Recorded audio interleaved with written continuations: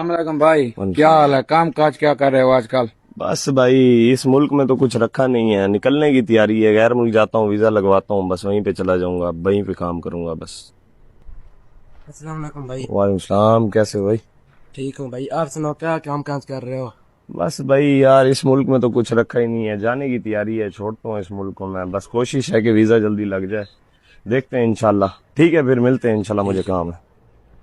अस्सलाम वालेकुम भाई, इतनी गर्मी में परेशान क्यों बैठे हो? भाई जॉब्स है नहीं यहाँ, जेब में पैसे नहीं है, काम करने को नहीं है। बस जितनी जल्दी हो सकता है ना, मैं इस मुल्क को ही छोड़ दूंगा। आप रहील हो ना? जी भाई। सुनाओ क्या कर रहे हो आजकल यार? सुबह में कुछ काम है नहीं, ऐसे हैं।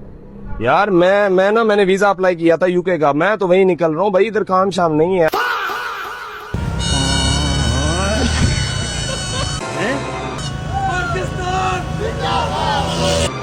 क्या